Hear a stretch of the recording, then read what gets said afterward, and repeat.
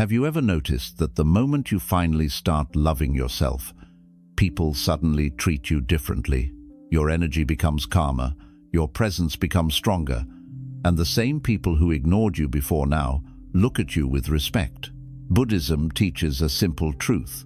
When you love yourself correctly, the world has no choice but to follow your lead.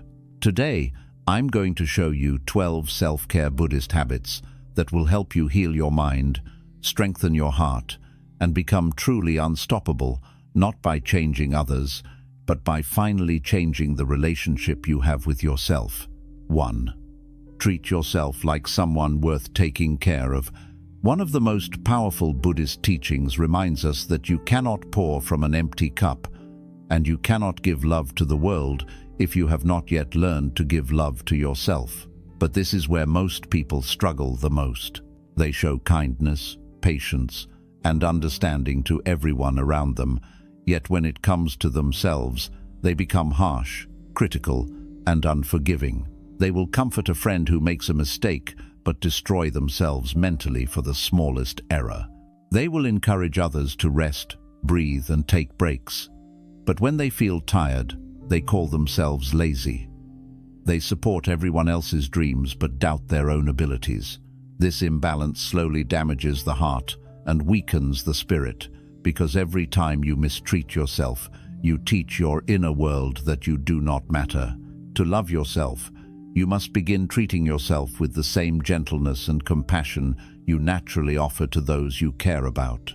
Imagine someone you love deeply, a sibling, a close friend, or even a child coming to you feeling broken, tired, or overwhelmed. Would you speak to them the way you speak to yourself? Would you tell them they are worthless, weak, or not good enough? Of course not. You would comfort them, reassure them, guide them, and remind them of their strengths. This is exactly how you must learn to speak to your own soul. Every time you choose rest over burnout, you affirm that your body deserves care. Every time you forgive yourself for a mistake and treat it as a lesson instead of a failure, you teach your mind resilience. Every time you nourish your heart instead of neglecting your emotional needs, you strengthen your spiritual foundation.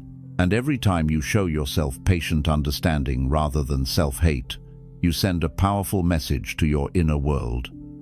You matter. You deserve peace. You deserve kindness. You deserve love. When your inner self finally feels valued, something profound begins to change within you. Your confidence grows naturally, not from trying to impress anyone, but from understanding your own worth.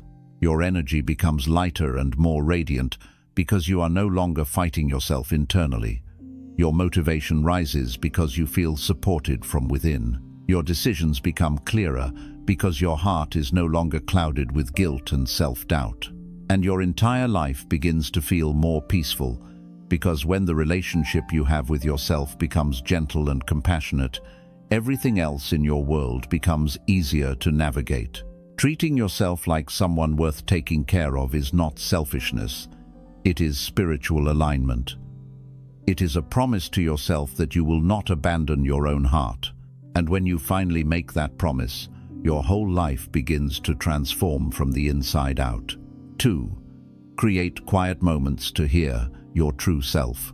In a world filled with noise, expectations, responsibilities, and endless distractions, your mind rarely gets the space it needs to breathe. Most people live their entire lives surrounded by sound notifications, conversations, entertainment, worries, and the constant pressure to keep moving. But Buddhism teaches a deeply transformative truth. Without silence, you cannot hear your inner voice. Without stillness, you cannot understand your own heart. And without peaceful moments alone, you cannot truly know yourself. When you never pause, your mind becomes cluttered. You start reacting instead of thinking, surviving instead of living, and rushing instead of understanding. You lose connection with your own needs and emotions because the noise of the world is louder than the voice within you. This is why so many people feel lost, confused, overwhelmed, or disconnected from themselves. It is not because they are weak, It is because their inner voice has been buried under years of noise. Creating quiet moments is not about sitting still like a monk on a mountain.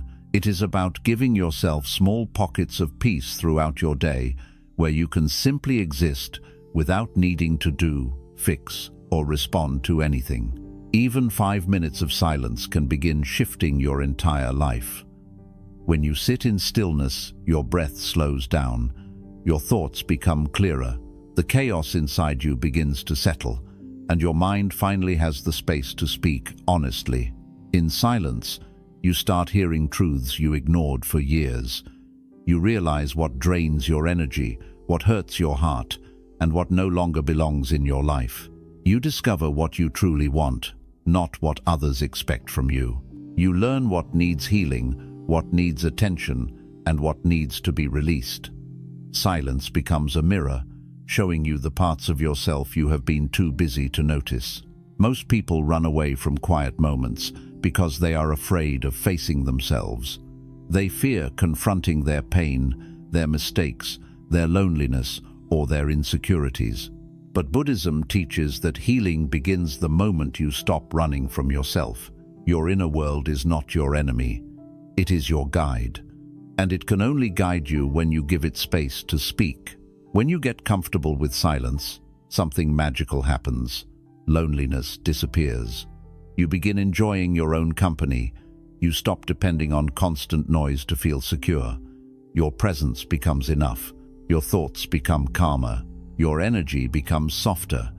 And the more connected you become with your inner world, the stronger and more confident you become in the outer world. Silence is not the absence of life. It is the doorway to understanding it. When you build the habit of creating quiet moments, you discover a version of yourself that has always been there, waiting patiently to be heard. And once you connect with that true self, you become unshakable. 3. Say no without feeling guilty. One of the most transformative acts of self-love is learning to say no without fear, without guilt, and without feeling like you owe anyone a long explanation. Most people are exhausted not because life is too hard, but because they have given their energy to people, plans, and responsibilities that were never aligned with their peace.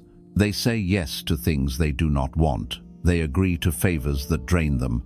They accept behavior that hurts them. And they carry emotional burdens that do not belong to them simply because they don't want to disappoint others. But Buddhism teaches that true compassion begins with yourself. You cannot protect your peace if you don't know how to protect your boundaries. Saying no is not a rejection of others, it is a declaration of your worth. It is the understanding that your time, your energy, and your emotional well-being are sacred, and not everyone or everything deserves access to them. People who lack boundaries often live in a constant state of inner conflict. They smile on the outside while their soul feels heavy. They help others while silently falling apart inside. They try to make everyone else happy while forgetting that they also have the right to feel safe, respected, and valued.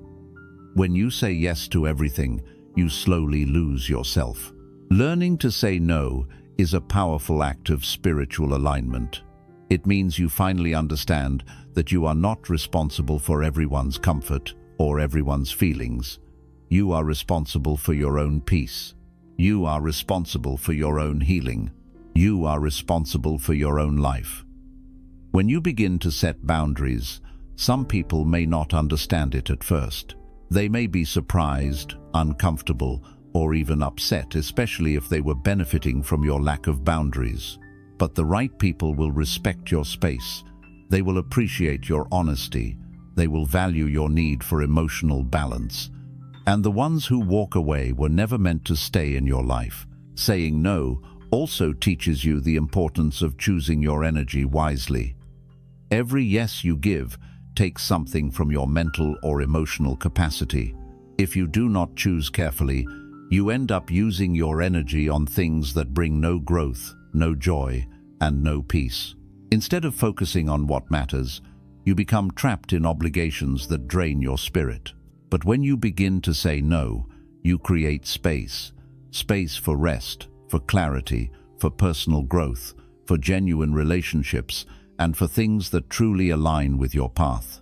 And most importantly, saying no strengthens your relationship with yourself. Every time you honor your boundaries, your inner self feels protected. Every time you refuse something that disrespects your peace, your inner self feels valued. Every time you choose your well-being over unnecessary people-pleasing, your inner self feels stronger. Over time, this builds deep inner confidence because you finally start trusting yourself to protect your own heart. When you stop feeling guilty for saying no, your life becomes lighter. You stop carrying emotional weight that belongs to others. You stop trying to earn love by sacrificing your happiness. You stop giving away the parts of yourself that you need the most. And slowly, you begin to feel a freedom you may not have felt in years, the freedom to choose what is right for you. Saying no does not make you unkind or selfish. It makes you aware. It makes you balanced. It makes you strong. And when you master this habit, you reclaim your time, your energy, and your inner peace. That is true self-love. That is true power. 4. Stop comparing your journey to others. Comparison is one of the greatest sources of human suffering, yet it is also one of the easiest traps to fall into. In today's world, it has become almost natural for people to measure their worth against someone else's success, appearance, progress, or lifestyle. You look at others and feel like you're behind. You see someone achieving something, and suddenly your own achievements feel small. You see someone living a certain life and start questioning your own path. But Buddhism teaches a powerful truth. Comparison destroys peace, blocks gratitude, and blinds you from seeing your own blessings. No two people on this earth have the same journey. You were born with your own timing, your own tests, your own destiny, your own strengths, and your own lessons that no one else will ever experience in the same way. When you compare yourself to others, you disconnect from your own path. You stop listening to your heart. You start rushing your growth, doubting your value, and forcing yourself into timelines that were never meant for you. The flower that blooms later in the season is not less beautiful, it simply needed more time. The same applies to you. What you see in someone else's life is only the surface. People show the highlights but hide the struggles, show the victories but hide the battles, show the smiles but hide the nights of doubt and fear. You compare your entire reality to someone else's carefully filtered moment and then punish yourself for not being like them. This creates a constant sense of inadequacy. You start feeling like nothing you do is enough. You start thinking you are slow, unlucky, or falling behind. You stop appreciating how much you have already overcome, and slowly your self-love fades, replaced by silent self-criticism. But Buddhism teaches that everything in life is unfolding exactly as it should, not too fast, not too slow, but perfectly aligned with your soul's evolution. Every delay has a hidden lesson. Every setback has a hidden transformation. Every hardship is shaping you in ways that people may never see. Growth is not always visible. Some of your most powerful transformations happen quietly inside you, long before they show on the outside. When you stop comparing yourself, you begin noticing your own journey with fresh eyes. You recognize how strong you actually are. You realize how many challenges you survived that others know nothing about. You understand that your progress is not supposed to look like anyone else's because your destiny is not the same as theirs. You become more patient with yourself. You become more grateful for your own path. And most importantly, you begin to trust your life's timing instead of fighting it. Comparison also blocks your energy. When your focus is on someone else's success, you lose the ability to see your own potential.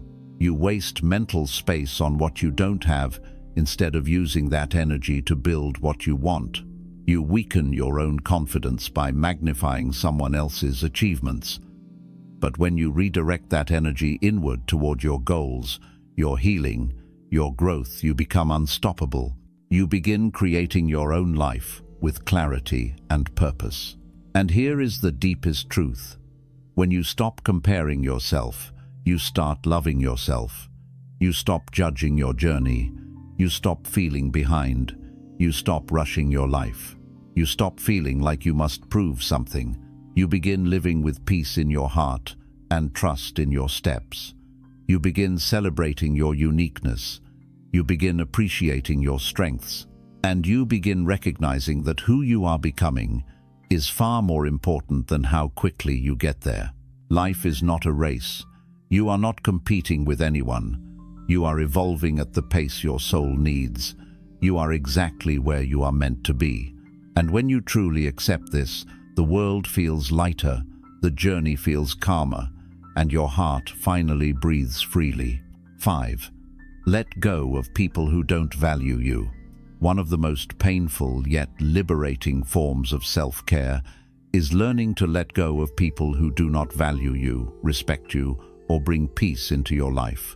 Most people hold on to relationships long after their soul has outgrown them, not because those relationships are healthy, but because the mind fears change, loneliness, or uncertainty.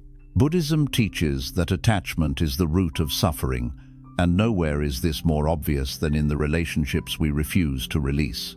When you cling to people who drain your energy, hurt your heart, or make you feel invisible, you are not practicing love, you are practicing self-abandonment. Many people stay connected to individuals who do not appreciate them simply because they hope those people will change. They hope someone will finally see their worth. They hope someone will treat them better one day. They hope someone will apologize, improve, or behave differently. But hope becomes a prison when it keeps you stuck in a relationship that destroys your peace. Wanting someone to value you will never make them value you. Loving someone deeply will never force them to love you back. And being loyal to someone who does not respect you will only leave your heart bruised and empty. The truth is simple. When someone truly values you, you feel it in their actions, not just their words. They do not disappear when things get difficult. They do not take your kindness for granted. They do not make you feel like you are asking for too much by wanting honesty, respect, consistency, or basic emotional care. People who value you bring clarity, not confusion. They bring peace, not anxiety. They bring sincerity, not excuses. And they bring effort, not temporary emotional bursts. Letting go of someone who doesn't value you does not mean you hate them or wish them harm. It means you finally choose yourself. You choose your peace over the chaos they bring. You choose your emotional health over the drama they create. You choose your self-worth over the pain of being constantly ignored, judged, or disrespected. And you choose your future over a connection that keeps you stuck in the past. Releasing someone you care about is not easy, especially when you shared memories, dreams, or emotional attachment. The mind resists letting go because it remembers everything that once felt good. But the heart knows when something is no longer right. The heart knows when it's time to detach, heal, and move forward. The heart whispers the truth long before the mind is ready to accept it. And when you finally listen to your heart, you begin the process of emotional liberation. Buddhism teaches that every relationship has a purpose. Some people enter your life to teach you love. Some come to teach you patience. Some appear to teach you strength. Some challenge you to set boundaries. And some remind you of who you never want to become. When someone has fulfilled their purpose in your story, holding on to them becomes a form of suffering. Letting them go becomes an act of freedom, wisdom, and deep self-respect. As you release people who do not value you, you make space for individuals who truly will. Healing relationships begin entering your life, relationships full of sincerity, respect, and emotional safety. Your circle becomes smaller but stronger. Your days become more peaceful. Your energy becomes lighter. And most importantly, you reconnect with the version of yourself you lost while trying to keep others who were never meant to stay. Letting go is an act of courage. It is choosing to walk away even when your heart is trembling. It is choosing peace even when pain tries to tie you down. It is choosing self-worth even when loneliness scares you. And it is choosing the life you deserve over the life you've outgrown. When you finally let go of those who don't value you, you step into a new chapter where your soul feels respected, your heart feels protected, and your spirit becomes unshakably strong. You do not lose anything by letting go of people who never truly valued you. You only lose the weight that was holding you down. And once that weight is gone, you rise higher than ever before. 6. Speak kindly to yourself, even in your hardest moments. Your inner voice is the most powerful force in your entire life. It is the voice you hear the most, the voice that shapes your beliefs, the voice that builds or destroys your self-confidence, and the voice that decides whether you rise or fall during difficult times. Buddhism teaches that the words you speak to yourself become the world you live in. Yet most people speak to themselves in ways they would never speak to someone they love. They use words that wound their confidence. They judge themselves harshly. They magnify their weaknesses and ignore their strengths. They call themselves failures for making human mistakes. They punish themselves for things they would easily forgive in others. And without realizing it, their inner voice becomes their greatest source of suffering. Self-talk is not just language, it is energy. It shapes the way you see yourself, the way you act, the way you handle challenges, and the way you view your worth. Every negative thought you repeat to yourself becomes a belief, and every belief becomes a reality you start living. When you tell yourself, "I can't do this," your mind shuts down. When you say, "I always mess everything up," your confidence collapses. When you whisper, "I'm not good enough," a part of your soul becomes smaller. These are not harmless sentences, they are seeds planted inside your mind. And the more you repeat them, the deeper they grow. Most people expect themselves to be strong all the time. They believe that being hard on themselves will make them disciplined, responsible, or successful. But Buddhism teaches something very different. Healing does not grow in harshness, it grows in gentleness. True strength is not built through self-punishment, it is built through self-understanding. When life becomes difficult, you need your inner voice to support you, not attack you. You need your inner world to be a place of safety, not fear. You need your mind to be a home, not a battlefield. Speaking kindly to yourself does not mean avoiding responsibility or ignoring your flaws. It means responding to your flaws with wisdom instead of cruelty. It means replacing self-criticism with self-correction. It means acknowledging your mistakes without destroying your spirit. For example, instead of saying, "I'm so stupid," you can say, "I made a mistake, and I will learn from it." Instead of saying, "I'm a failure," you can say, "This didn't work out, but I will try a different way." Instead of saying, "I'm not good enough," you can say, "I am growing, improving, and becoming better every day." These simple shifts in language change the entire emotional climate inside your mind. When you speak kindly to yourself, your nervous system relaxes, your fear decreases, your confidence grows, your ability to take action increases, your mind stops fighting itself, and suddenly everything becomes easier. You begin to respond to challenges with calmness instead of panic. You begin to treat yourself like a human being instead of a machine. You begin to build a connection with yourself based on compassion instead of pressure. And slowly, your inner world transforms into a place of safety, strength, and clarity. Speaking kindly to yourself is especially important during your hardest moments. When you are stressed, tired, overwhelmed, heartbroken, or confused, your inner voice becomes the only voice you can fully hear. If that voice becomes cruel, you sink deeper into pain. If that voice becomes gentle and supportive, you rise above the pain with strength. It is during your darkest days that your inner dialogue matters the most. Anyone can be confident when life is easy, But true self-love appears when life tests you, when you choose to hold yourself softly instead of breaking yourself further. Your mind believes whatever you tell it repeatedly. If you tell it you are weak, it will accept that. If you tell it you are unworthy, it will believe that. But if you tell it you are capable, growing, healing, improving, learning, and evolving, it will begin to reshape your identity to match those words. This is not magic. This is psychology. This is spirituality. This is the power of compassion directed inward. The more kindly you speak to yourself, the more confidently you show up in life. You begin to walk with calm authority.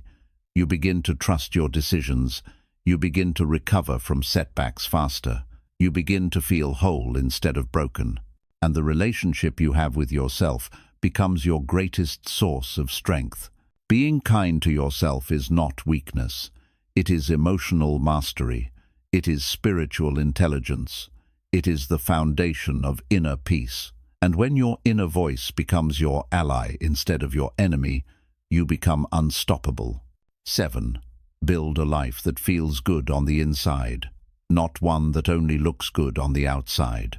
One of the greatest illusions in modern life is the belief that happiness comes from external achievements, social approval, or material success. Many people spend their entire lives trying to build a life that looks perfect to others but feels empty within themselves. They focus on appearances, validation, and outside praise while ignoring the quiet suffering that exists inside their own heart. Buddhism teaches a powerful truth. Inner peace is far more valuable than external perfection, and a life built for display will always collapse under the weight of its own emptiness. True happiness begins only when you start caring more about how your life feels than how your life looks. From a young age, society trains people to chase the wrong things. You are taught to impress others, meet expectations, earn approval, and constantly prove yourself. You begin comparing your life to everyone else's, measuring your worth by standards that do not belong to you. Before long, you lose the ability to recognize what actually brings you peace, joy, and meaning. You forget to ask yourself whether the path you are walking is truly yours or simply borrowed from the world around you. You begin living for applause instead of alignment. And each time you ignore your inner voice to satisfy external expectations, you fall deeper into a life that may look successful but feels painfully hollow. Building a life that feels good on the inside requires deep self-awareness. You must ask yourself difficult but necessary questions. What actually makes me happy? What brings me peace? What drains my energy? What do I do for myself, and what do I do for others' approval? Which dreams are truly mine, and which ones were placed on me by society, family, or fear? Many people avoid these questions because they fear the answers.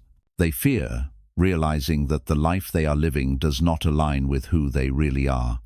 But ignoring the truth does not protect you. It only prolongs your suffering. When you start prioritizing your inner well-being, your life begins to transform. You stop trying to impress people who barely think about you. You stop chasing relationships that make you feel insecure. You stop forcing yourself into roles that do not fit your spirit. You stop pretending to be happy while suppressing your emotional needs. Instead, you begin choosing habits, environments, and relationships that nourish your soul.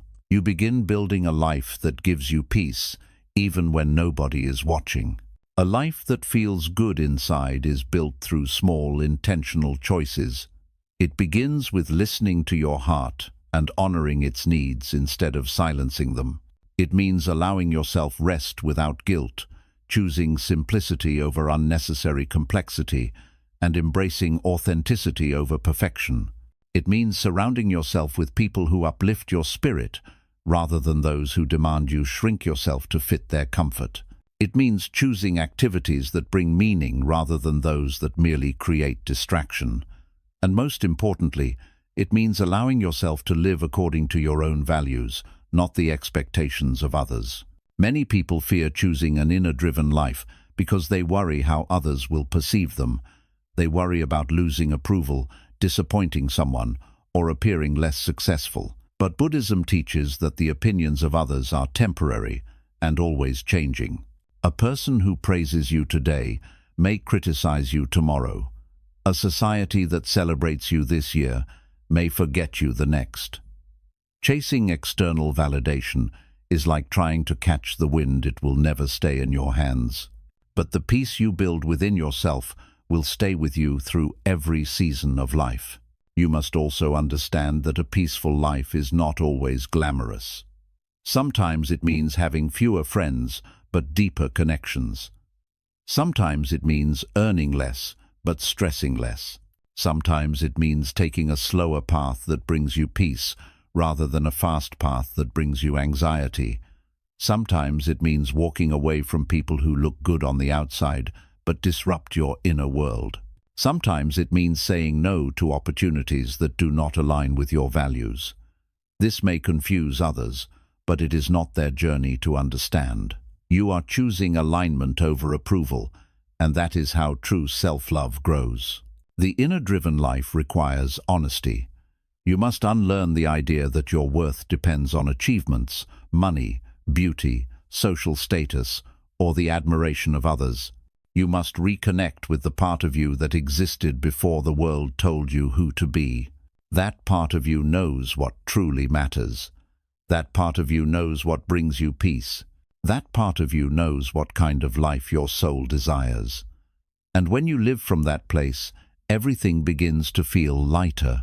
Over time, you learn that joy is not found in expensive things, perfect images, or luxurious lifestyles.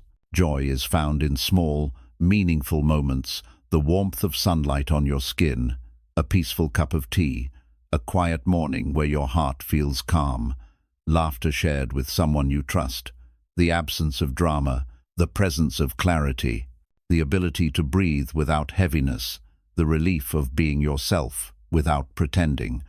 These moments are invisible to the world, yet they are the true definition of wealth.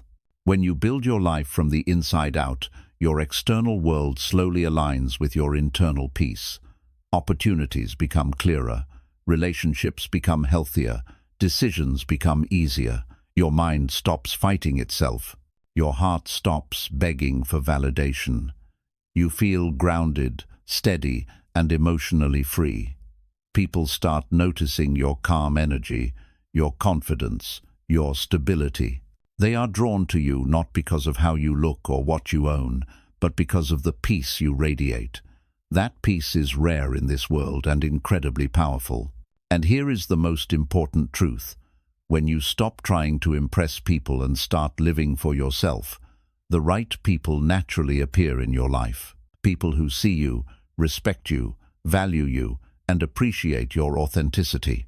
People who want your presence, not your performance. People who are attracted to your soul, not your status. These are the relationships that nourish you, support you, and help you grow. So build a life that feels nourishing to your spirit. Build a life that brings you peace when you wake up and gratitude before you sleep. Build a life where your inner world is full even if nobody else knows the details. Build a life that your soul recognizes as home. When your inner life becomes your priority, you become unstoppable, not because everything is perfect, but because your foundation is unshakable. In the end, the world sees only a fraction of your life, but you feel every second of it. So make sure the life you are feeling is one that brings you joy, peace, and meaning. Make sure your inner world is a place where your heart feels safe. Make sure your life feels good, truly good on the inside, even if it doesn't always look impressive on the outside. Because a peaceful inner world is worth more than all the applause in the world. 8. Practice radical self-acceptance. Become enough for yourself before seeking anything from the world. One of the deepest forms of self-care in Buddhism is the practice of radical self-acceptance, the ability to look at yourself honestly, gently, and without judgment, and to embrace every part of who you are, even the imperfect, wounded, and unfinished parts. Most people spend their lives trying to become acceptable in the eyes of the world, but rarely do they pause to ask a simple question: am I acceptable in my own eyes? When you do not accept yourself, nothing in the world will ever feel enough. No achievement will feel satisfying, no praise will feel convincing, and no love will feel secure.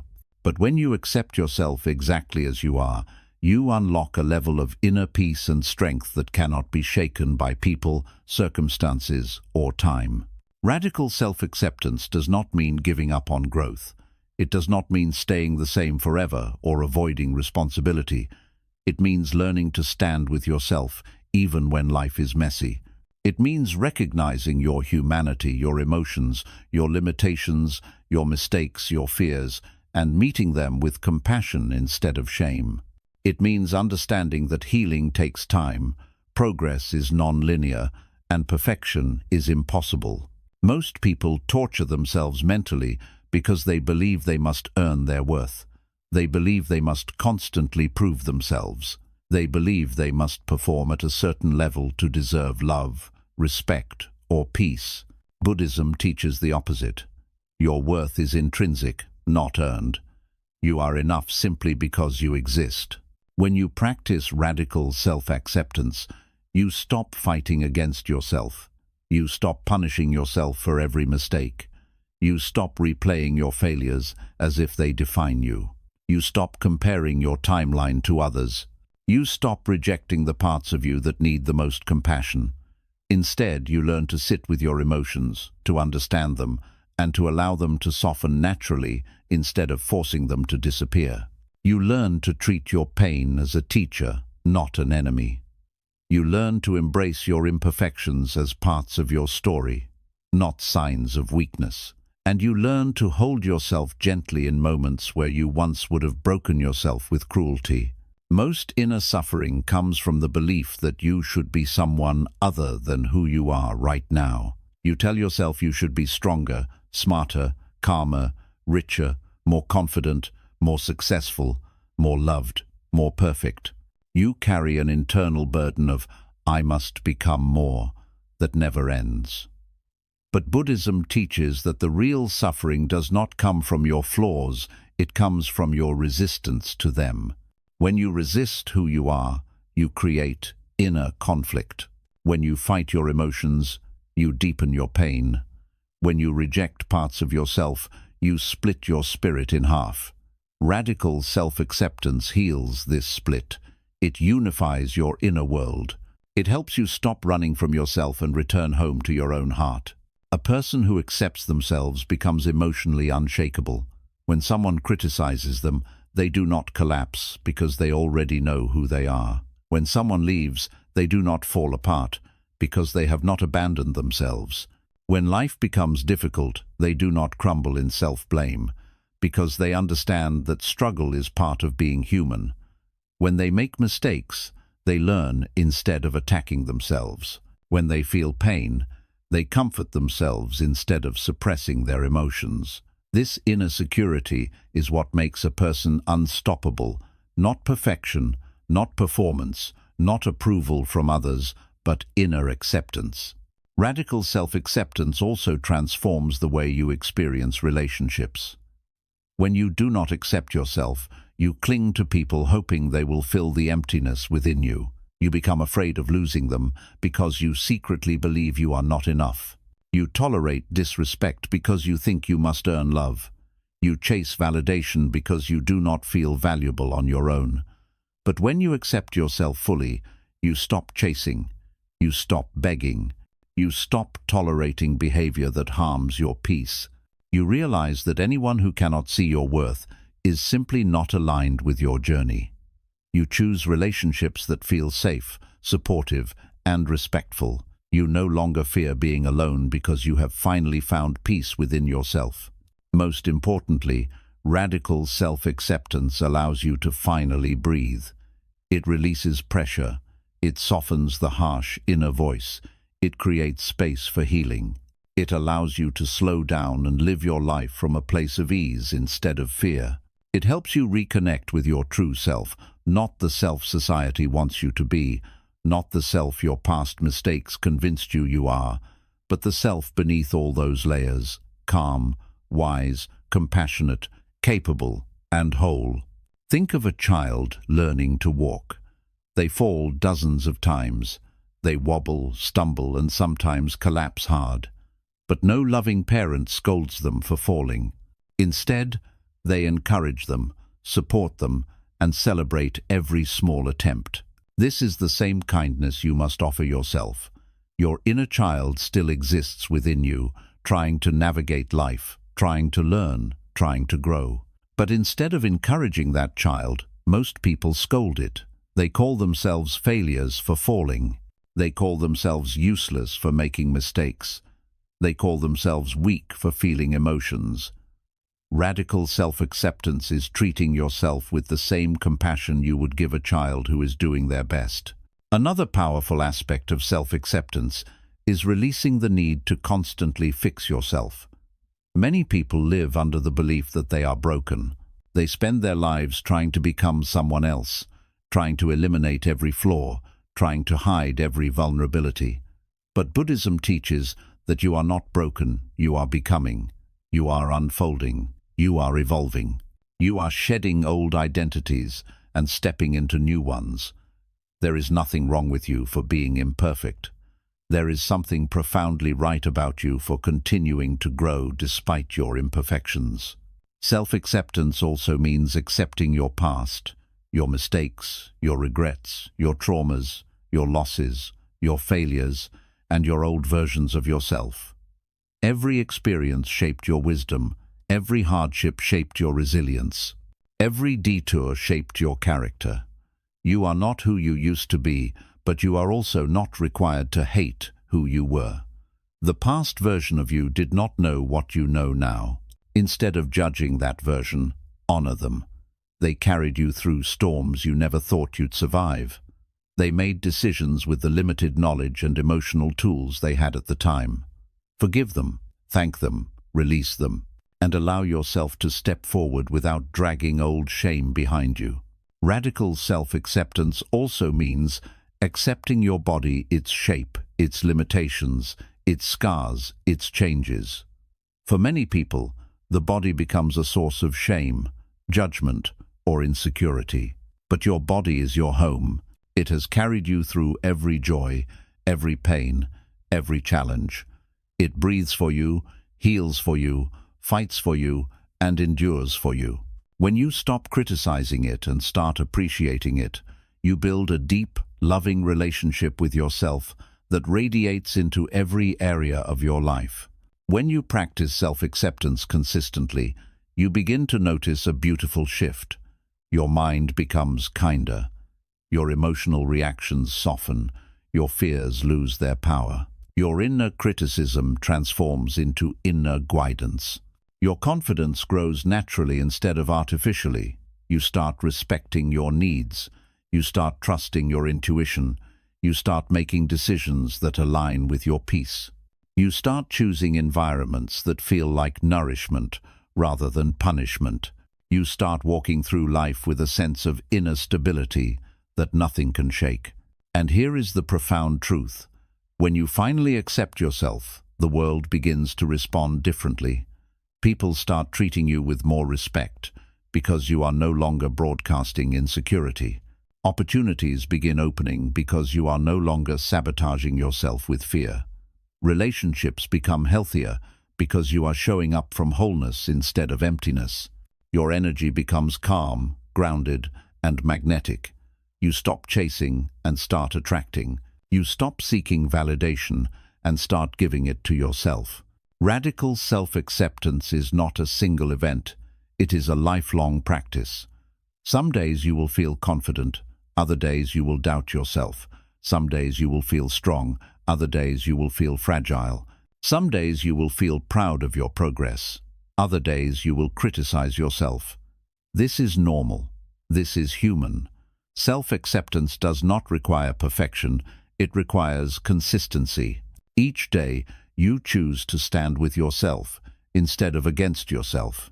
Each day, you choose compassion over judgment. Each day, You choose understanding over punishment. And each day, your inner world becomes a little more peaceful. When you finally become enough for yourself, the world stops having power over your worth.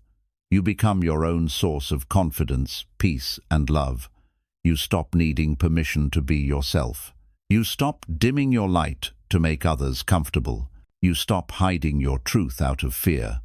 You begin living boldly, authentically, and courageously. You begin living from your soul, not your insecurity. And that is the ultimate form of self-care. That is the final step to becoming truly unstoppable. 9. Release the need for constant control. Trust the flow of life and let things happen naturally. One of the greatest sources of human suffering is the desperate need to control everything: people, outcomes, timing, relationships, opportunities, emotions, and even the way life unfolds. This desire for control comes from fear.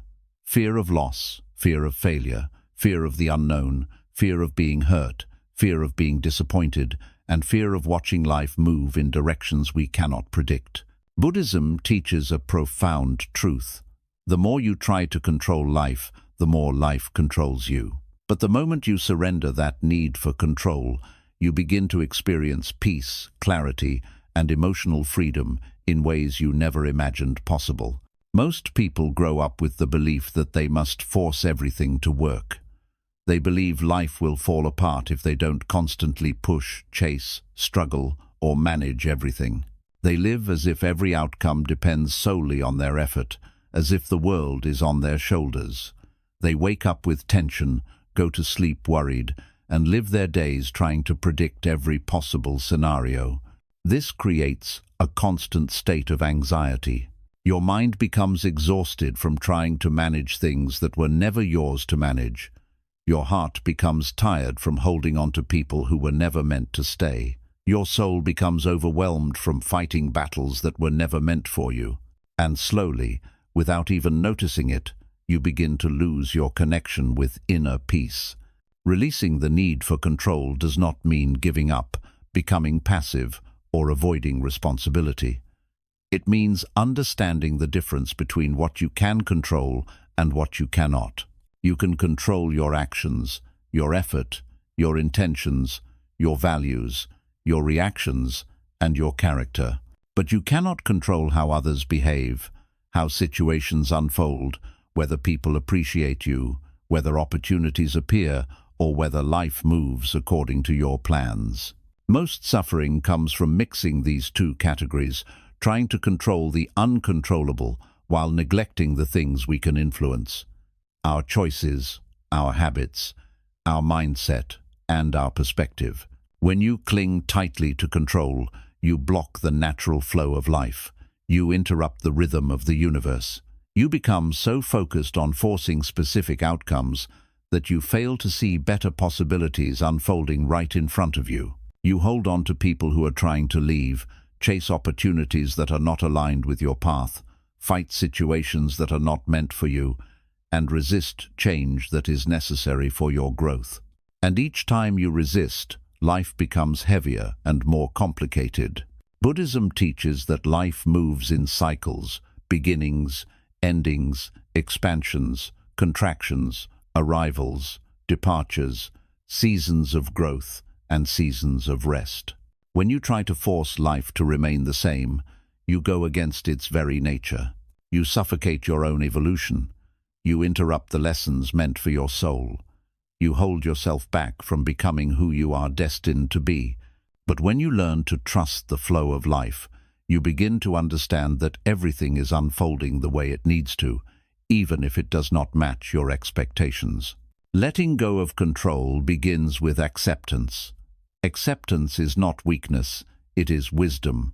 It is recognizing that life does not always go according to your plans, because your plans are based on what you know, while life's plans are based on what you need. Acceptance means allowing situations to be what they are instead of what you wish they were. It means allowing people to act according to their nature instead of trying to change them. It means allowing life to unfold without demanding it follow your script. Acceptance brings immediate peace because it ends the internal war between reality and your expectations. Another powerful aspect of releasing control is trusting timing. Many people suffer deeply because they believe life is moving too slow. They feel behind, impatient, anxious, and frustrated because the things they desire are not happening as quickly as they hoped. But Buddhism teaches that every event has its own timing. Nothing arrives early, nothing arrives late, and nothing that is meant for you will ever pass you by. When something is not happening, it is not a sign of failure. It is a sign that life is still preparing you. You may not be ready yet. The situation may not be ready yet. The people involved may not be ready yet. Delays are not denials, they are alignments. When you surrender control, you begin understanding the deeper intelligence of life. You notice how past events that once hurt you actually protected you. You realize how losing certain people created space for better connections. You recognize how rejections redirected you toward more meaningful paths. You see how your greatest breakthroughs came from situations you never planned or predicted. And slowly, you begin trusting that you do not need to control everything for life to work in your favor. Releasing control also transforms your relationships.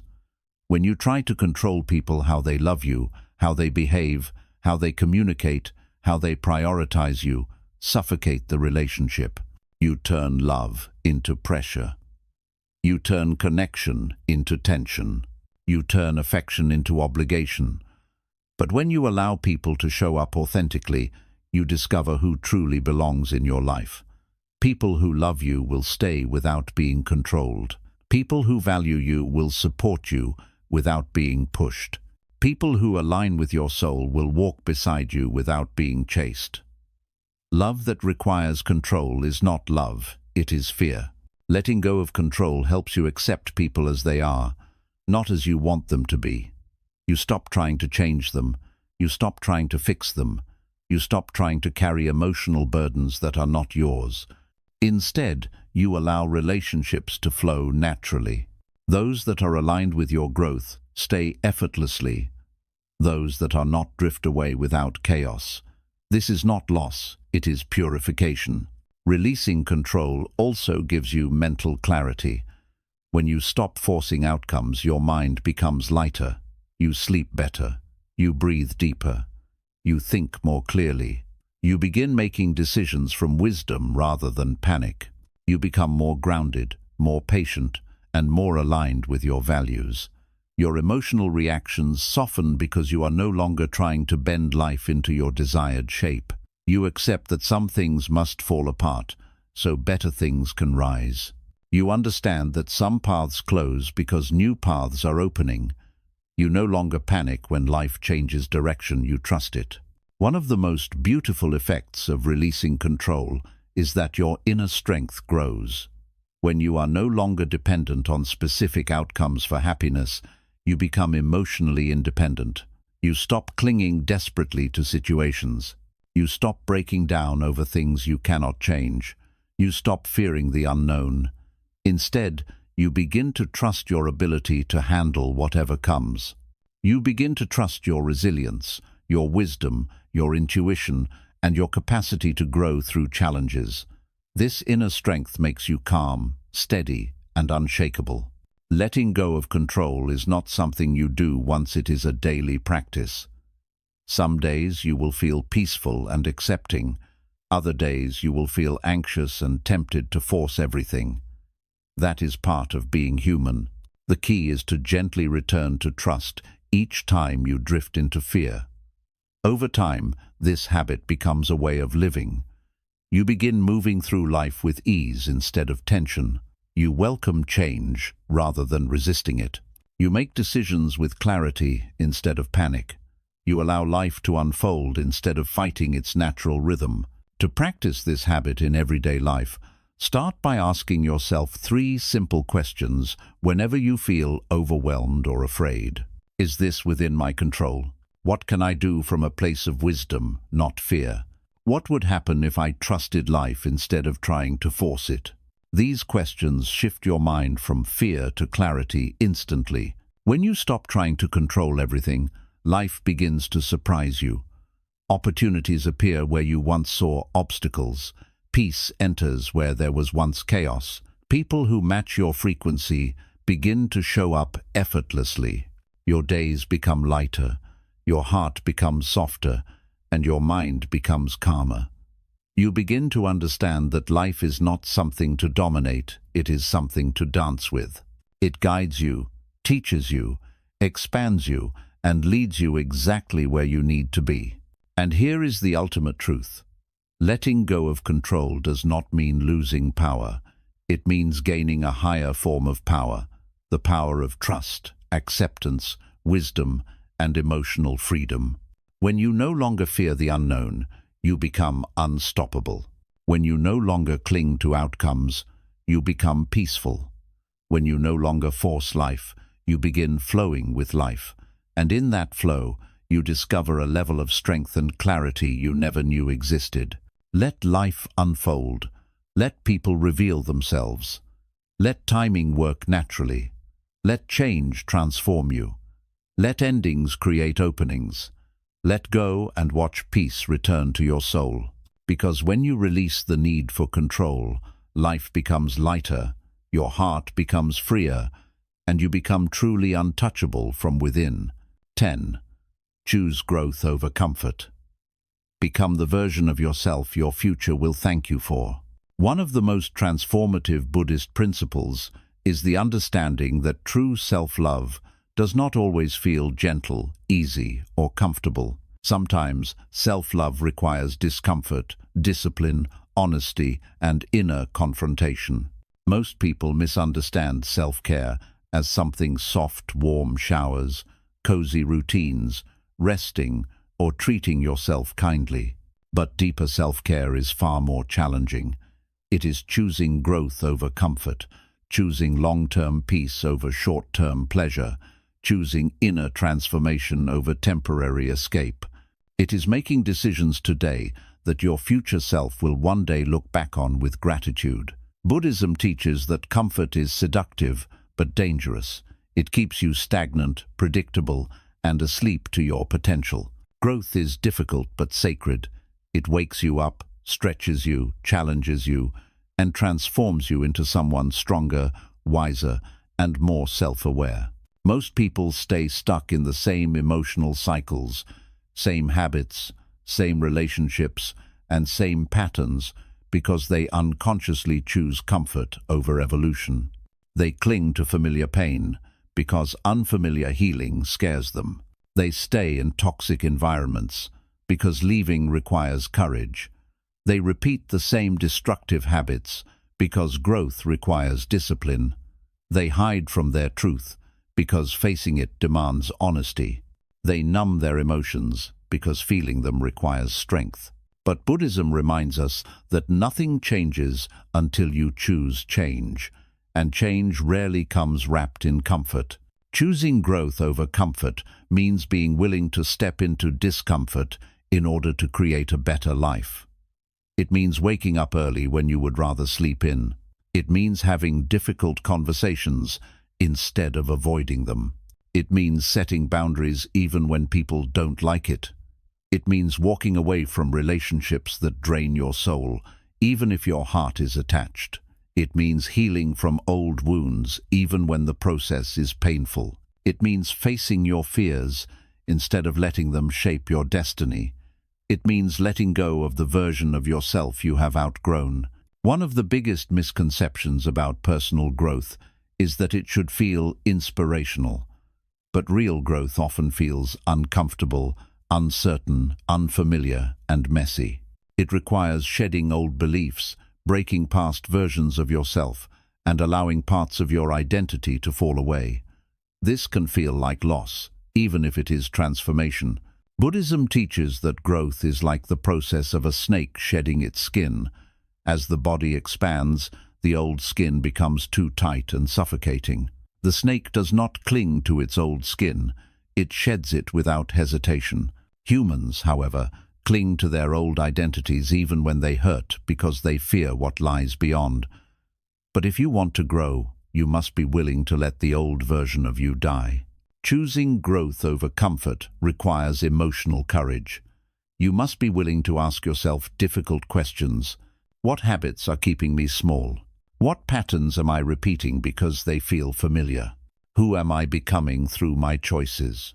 Am I living a life aligned with my highest self, or am I just surviving? What am I afraid to face that is silently controlling my life? Most people never ask these questions because the answers demand change, and change requires responsibility. But responsibility is the highest form of self-respect. It is recognizing that even if something is not your fault, its healing is still your responsibility. In Buddhism, growth is seen as an act of compassion toward yourself.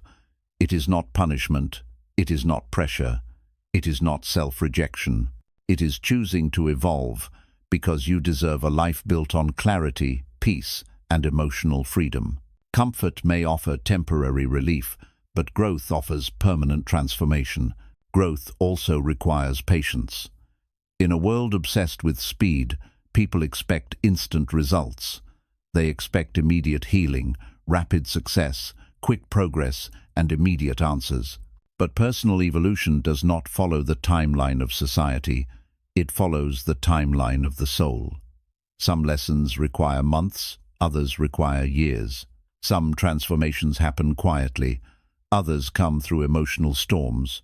Some breakthroughs arrive suddenly, others build slowly, silently, day by day. Buddhism teaches that a tree does not grow faster because you stand over it demanding results. Growth happens at its own pace, steadily, gently, naturally, yet the roots are always strengthening beneath the surface long before the branches appear above the ground. When you choose growth over comfort, you start to understand that discomfort is not your enemy. It is a signal that you are expanding. It is evidence that you are stepping outside old limits. It is proof that you are breaking through your previous identity. It is a sign that something inside you is awakening. Discomfort is the birthplace of transformation. Every time you choose growth, even when it feels difficult, you align yourself with a future that is stronger, calmer, and more conscious than your past. Growth also requires letting go of the idea that you must be perfect in order to evolve. Many people delay self-improvement because they believe they must wait for the right time, the right mindset, or the right moment. But Buddhism teaches that the path of growth begins exactly where you are, not when you become perfect, not when your life becomes stable, not when you feel ready, but right now, in this moment, with all your imperfections, confusion, and uncertainty. The willingness to begin is more important than the readiness to begin. Your growth will meet you halfway. Choosing growth also means embracing solitude. Growth often requires stepping away from environments that distract you, relationships that drain you, habits that numb you, and voices that silence your intuition. Solitude is not loneliness, it is space. Space for clarity, reflection, healing, and spiritual realignment. When you spend time alone, you hear the truth that gets drowned out by the noise of life. You reconnect with your inner self, and that self becomes your compass. The more you grow, the more you realize that solitude is not something to avoid, it is something to honor. Another essential part of choosing growth is breaking cycles. Everyone carries emotional patterns inherited from childhood scripts of doubt, fear, scarcity, anger, insecurity, people-pleasing, avoidance, or self-sabotage. These patterns repeat in adulthood until you consciously choose to break them. And breaking cycles is painful because it requires doing the exact opposite of what feels familiar. If you grew up suppressing emotions, growth requires learning to express them. If you grew up fearing confrontation, growth requires facing difficult conversations. If you grew up feeling unworthy, growth requires learning to receive love. If you grew up in chaos, growth requires choosing peace even when it feels unfamiliar. Growth demands the courage to rewrite the script of your life. Choosing growth also means choosing your future self over your current impulses. Impulses want comfort, pleasure, distraction, and avoidance. Your future self wants strength, purpose, wisdom, and peace. Every decision you make is either feeding your impulsive self or your future self. When you choose growth consistently, you begin living from the perspective of your future, making choices that honor the person you want to become rather than the person you are trying to leave behind. Over time, choosing growth becomes your natural way of living. You begin to recognize when comfort is limiting you. You begin to notice the subtle pull toward old habits. You begin to catch yourself before repeating destructive patterns. You begin to choose honesty over denial. You begin to choose healing over distraction. You begin to choose courage over fear. And each time you choose growth, your life expands in ways that comfort could never offer. And here is the greatest truth. Life supports those who choose growth. Opportunities appear when you are ready. People enter your life who match your new energy. Your vision becomes clearer. Your mind becomes sharper. Your intuition becomes stronger. You begin attracting experiences that align with your higher path. You begin feeling proud of the person you are becoming. You begin experiencing peace that does not collapse under pressure. Growth rewards you with a life that feels meaningful, authentic, and grounded. Choosing growth over comfort is not easy. It requires patience, discipline, courage, and emotional honesty. It requires leaving behind versions of yourself that once protected you. It requires facing fears you once avoided. It requires stepping into unknown territory. But the reward is extraordinary. You become the version of yourself your future will thank you for. A version that is wise, calm, confident, grounded, compassionate, resilient, and truly alive. Comfort may keep you safe, but growth sets you free. 11. Heal your inner child, free yourself from old wounds, and become whole again. One of the most overlooked yet most transformative forms of self-care in Buddhism is the healing of the inner child, the younger version of you that still exists inside your mind and heart, carrying memories, fears, wounds, and beliefs that silently shape your entire adult life. Most people think they have moved on from their past simply because time has passed. But time does not heal what you refuse to face. The inner child does not disappear. It waits. It waits for acknowledgement. It waits for understanding. It waits for love. And until you meet it with compassion, it will continue influencing your emotions, relationships, reactions, and sense of self-worth. Every person carries an inner child, and that child holds all the impressions from early life experiences of love or lack of love, moments of fear, rejection, abandonment, pressure, humiliation, or emotional neglect. Even if your childhood was not traumatic, there were moments where you felt unheard, unseen, confused, or scared. These experiences create emotional imprints that continue to affect you as an adult. They shape how you trust, how you love, how you respond to challenges, how you handle conflict, how you view your worth, and how you perceive the world. If your inner child learned early that the world was unsafe, you grow up anxious. If your inner child learned that love was inconsistent, you grow up insecure. If your inner child learned that emotions were punished, you grow up emotionally shut down. If your inner child learned that affection must be earned, you grow up people-pleasing. If your inner child learned that mistakes lead to shame, you grow up terrified of failure.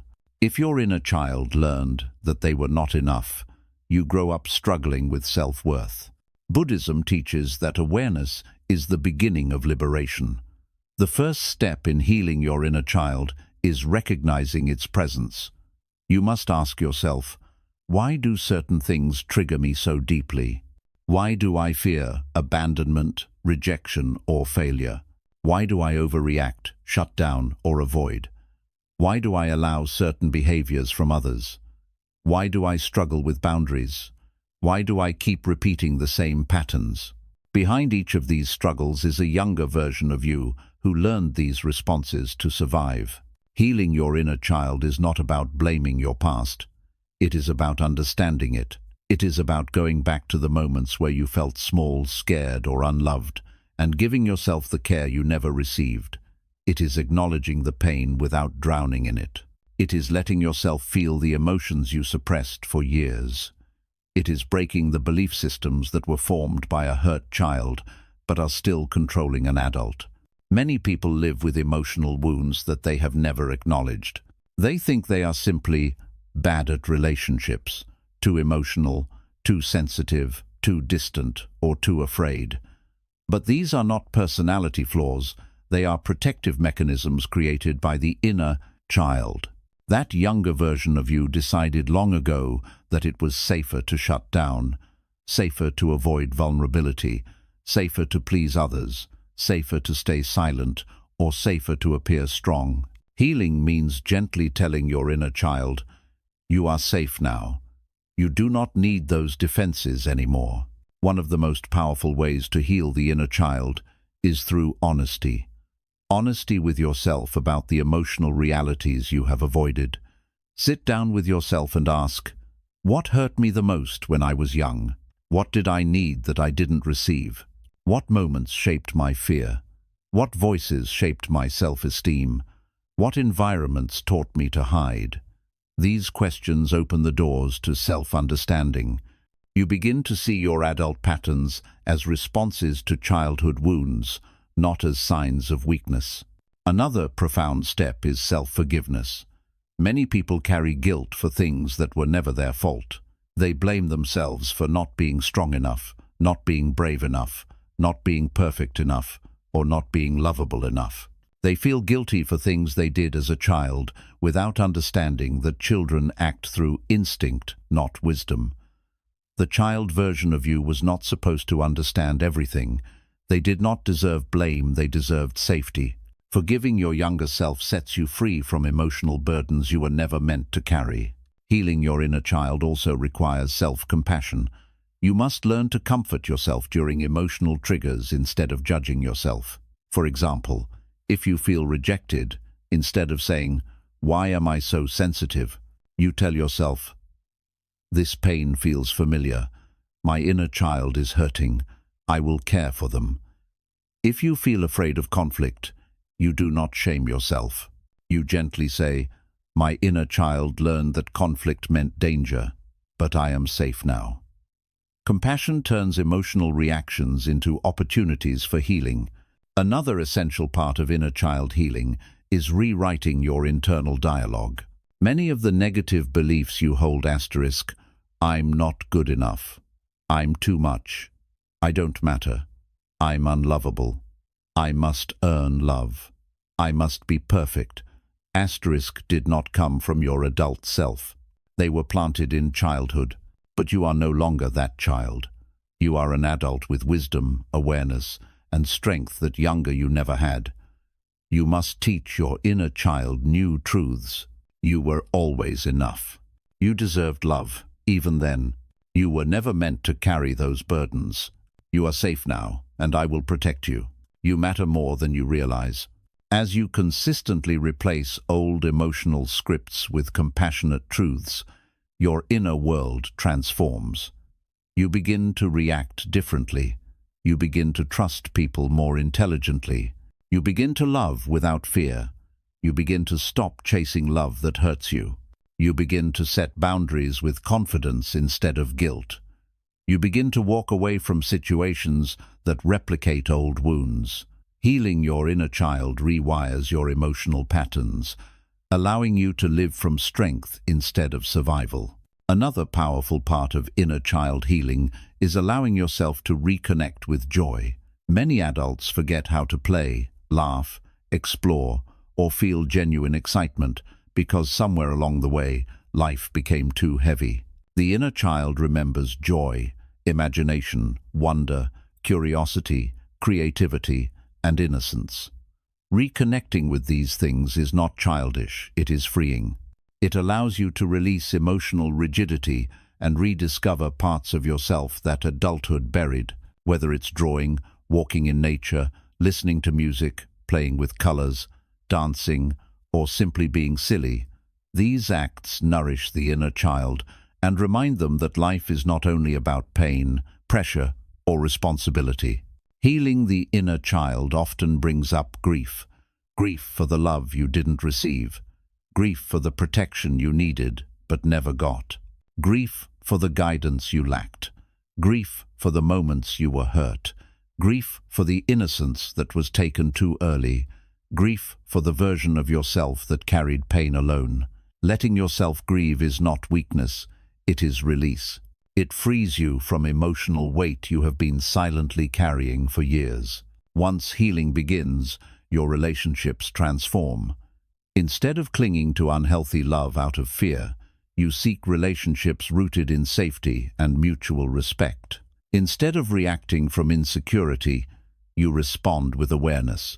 Instead of avoiding conflict, you communicate calmly.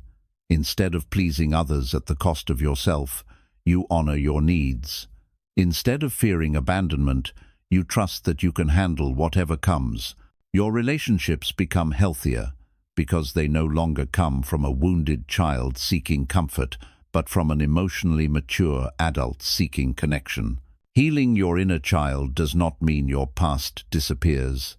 It means your past no longer controls you. It means you stop repeating old patterns. It means you stop choosing partners who resemble emotional wounds. It means you stop sabotaging yourself. It means you stop fearing your emotions. It means you stop obeying the voice of fear. It means you finally stop living through the lens of younger pain. And here is the greatest truth. Healing your inner child makes you whole. Not perfect, not flawless, not always calm or always strong, but whole. Wholeness means you embrace your wounds without letting them define you. Wholeness means you accept your past without allowing it to imprison you. Wholeness means you allow yourself to feel without being controlled by emotions. Wholeness means you finally stop abandoning yourself. Your inner child does not need a perfect adult. You just need to become the adult they always needed. An adult who is compassionate, patient, wise, emotionally present, and protective. An adult who does not ignore pain but sits with it. An adult who does not judge emotions but honors them. An adult who does not run from discomfort but uses it for healing. An adult who chooses love, not the love the world gives, but the love you give to yourself. When you heal your inner child, you heal your entire life. You heal your patterns. You heal your reactions. You heal your relationships. You heal your self-worth. You heal your future. You heal your soul. You become someone who no longer seeks love desperately because you carry love within you. You become someone who no longer fears being left because you never leave yourself. You become someone who no longer attaches to pain because you have learned to comfort your wounds. You become someone who no longer hides their truth because your inner child feels safe in your presence. And that is the greatest act of self-care, becoming the safe place you always needed. 12. Learn the art of being present. Return to the now and free yourself from mental suffering. One of the most powerful Buddhist teachings, and one of the deepest acts of self-care, is learning how to live fully in the present moment. Most people think they are living their lives, but in reality, they are living in their minds, reliving old memories, worrying about the future, imagining worst-case scenarios, replaying past mistakes, or thinking endlessly about things that haven't even happened. Instead of being here, they are trapped in mental timelines. Instead of seeing life clearly, they view it through layers of fear, regret, expectation, and imagination. Buddhism teaches a truth that is simple yet radically transformative. All suffering begins when the mind leaves the present moment, and all peace begins when you return to it. The present moment is the only place where life actually exists. Not yesterday, not tomorrow, only now. But the human mind is rarely in the now. It wanders, races, stresses, analyzes, imagines, predicts, judges, and revisits. It creates emotional storms out of things that are not even happening. It pulls you away from the simplicity of being alive and drags you into mental battles that drain your energy. This is why people feel overwhelmed, even when nothing dangerous is happening. This is why anxiety rises, even when you are physically safe. This is why stress continues, even when the situation has already passed. The mind tries to protect you, but in doing so, it often becomes the very thing that harms you. Learning to be present is not about forcing your mind to stop thinking. It is about gently guiding it back to reality whenever it wanders into unnecessary suffering. It is about reconnecting with your breath, your body, and your immediate experience, instead of living in the stories your mind creates. It is about understanding that life is always happening now, not in the imagined future, not in the remembered past, but in the unfolding moment before you. Being present begins with awareness. Awareness is noticing the moment your mind leaves the now and drifts into fear, regret, or overthinking. When you notice this shift, you do not judge yourself. You gently bring your attention back to your breath, your senses, or your surroundings. It may happen hundreds of times a day, but each return strengthens your inner peace. When you learn to return to the present, your thoughts lose their power to overwhelm you. You realize that most fears exist only in your imagination. Most regrets exist only in memory. Most worries exist only in expectation. The present moment is usually far less painful than the stories in your mind. Another powerful aspect of presence is learning to slow down. Modern life moves at a pace that disconnects people from themselves. You rush through your mornings, through your conversations, through your meals, and through your days without truly experiencing any of it. You become a machine moving from task to task, never stopping to breathe deeply, feel your emotions, or appreciate your existence. When you rush, you create anxiety.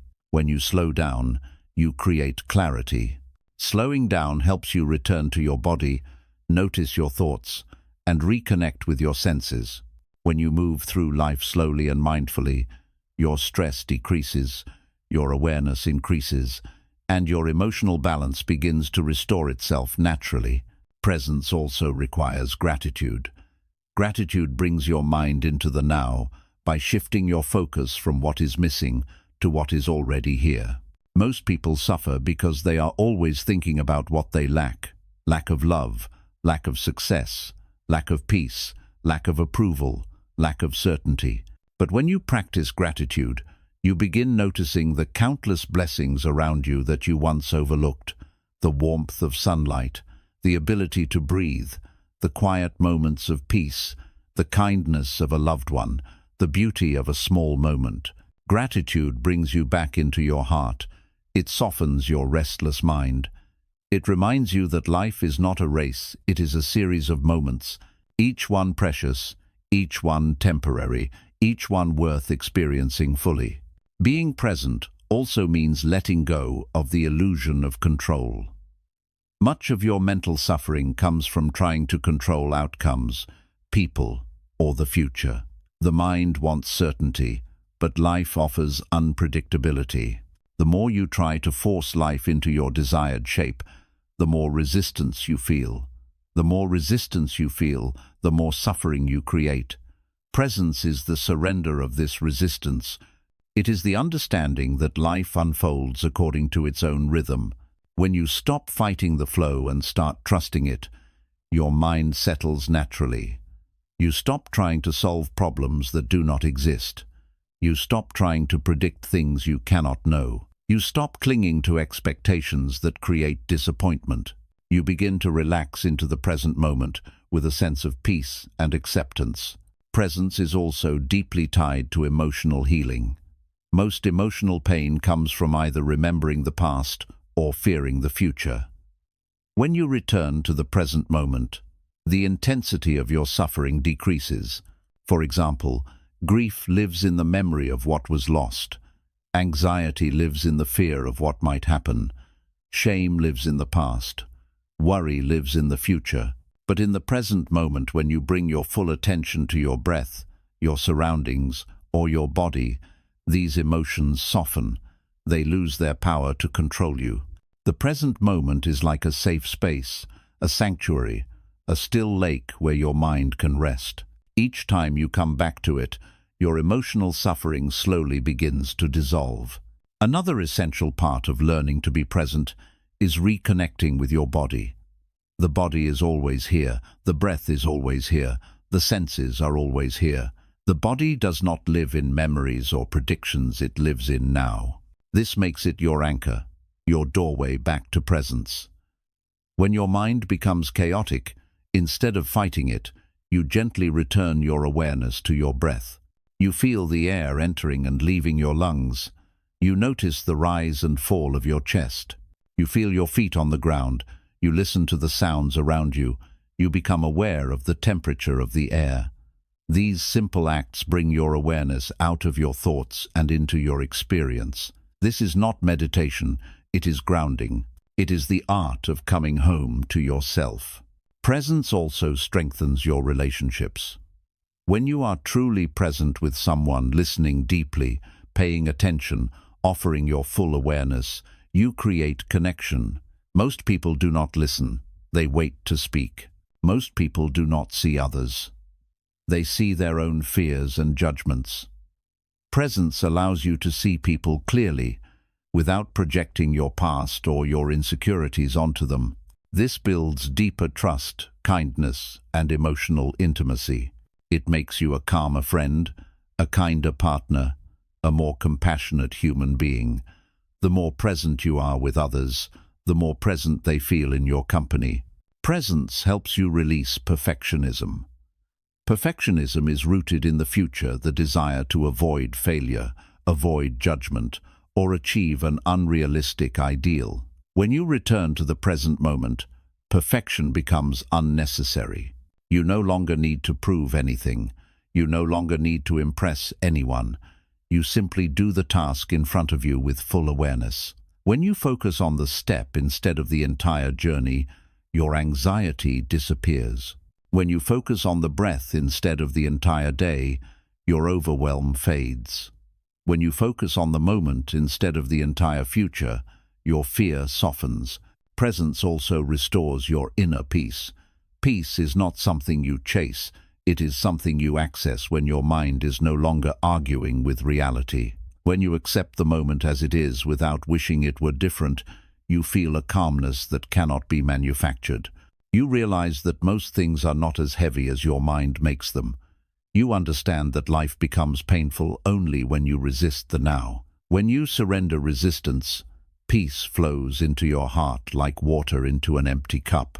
Learning the art of presence also requires practicing non-attachment.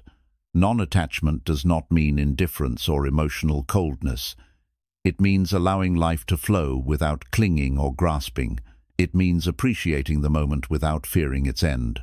It means loving deeply without trying to possess. It means working hard without forcing outcomes. It means trusting life without demanding guarantees. Non-attachment creates emotional freedom. It allows you to experience everything fully while remaining centered, grounded, and at peace. One of the most beautiful effects of presence is the clarity it brings. When your mind stops spinning, your intuition becomes stronger. You begin seeing solutions you once overlooked. You begin understanding what truly matters. You begin hearing the quiet wisdom inside you. The present moment is where clarity lives. When you are mentally scattered, everything feels confusing. When you are present, everything becomes simple. And here is the deepest truth. Being present is not about changing the world around you. It is about changing your relationship with your mind. When you learn to anchor yourself in the now, your entire internal world transforms. You stop suffering twice, once in reality and once in your imagination. You stop replaying old pain. You stop anticipating future pain. You begin to live life as it is, not as your fear interprets it. Presence is the ultimate act of self-love. It is choosing to live, not just exist. It is choosing to feel, not just think. It is choosing to experience life rather than escape it. It is choosing to be here, not trapped in what was, not trapped in what might be, but fully alive in the moment before you. When you master presence, even ordinary moments become profound. A deep breath becomes calming. A quiet moment becomes healing. A small step becomes meaningful. Life becomes lighter because you are no longer carrying the weight of the entire past or the entire future. You are simply carrying this moment, and this moment is always manageable. To be present is to be free. To be present is to be alive. To be present is to be at peace. And once you learn the art of being present, your life will never be the same. 14. Cleanse your mind from negative self-stories. Rewrite the narrative you live by. One of the most powerful yet most misunderstood forms of self-care in Buddhism is learning to free yourself from the negative stories you tell yourself. Stories created by fear, past wounds, societal expectations, emotional trauma, and old mental programming. These stories silently shape your identity, influence your choices, limit your potential, and determine how you see yourself. Most people do not even realize that they are living inside a narrative they never consciously chose. They believe their thoughts, even when those thoughts are self-destructive. They believe their fears, even when those fears are outdated. They believe their limitations, even when those limitations were created years ago under circumstances that no longer exist. Buddhism teaches a profound spiritual truth. You do not live in the world, you live in the story you tell yourself about the world, and you do not live as who you are, you live as who you believe yourself to be. Every person carries an inner narrative. Some carry stories of strength. Some carry stories of hope. Some carry stories of resilience. But many carry stories of fear. I'm not good enough. I always mess things up. I'm too broken to be loved. I don't deserve happiness. I will always be alone. I'm not capable. I'm a failure. I'm behind in life. I can't change.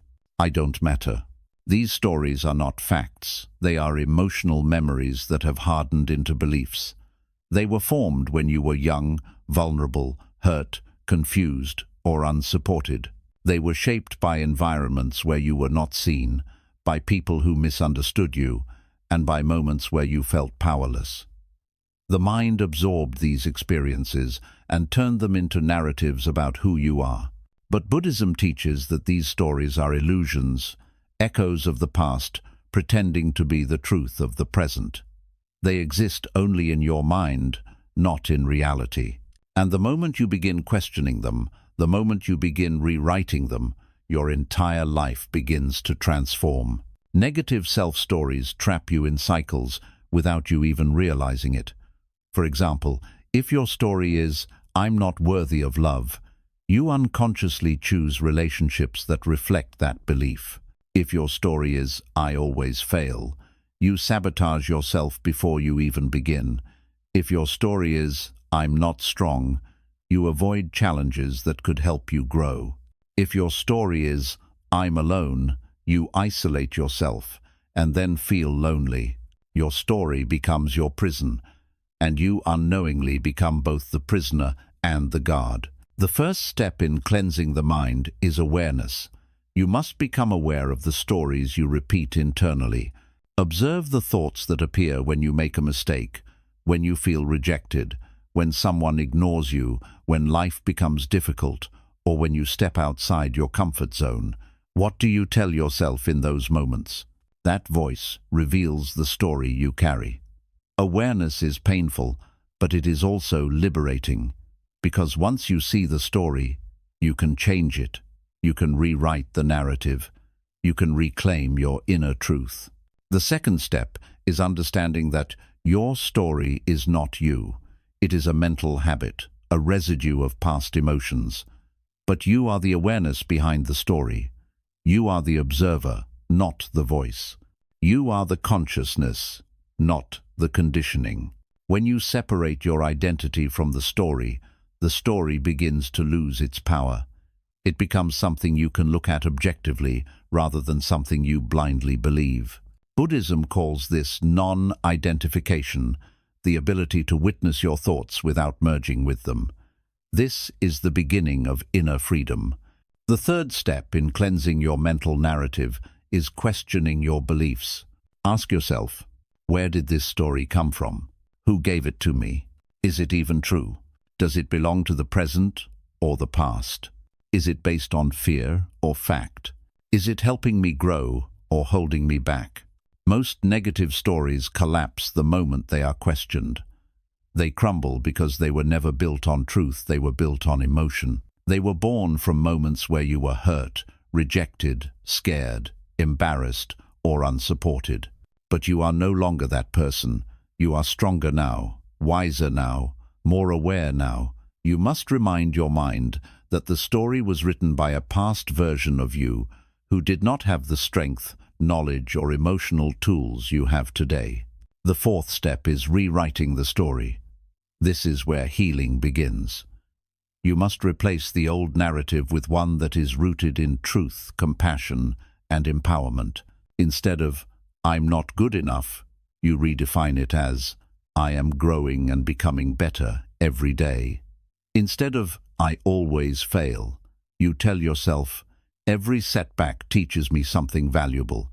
Instead of, "I am unlovable," you declare, "I deserve love and I am capable of giving it."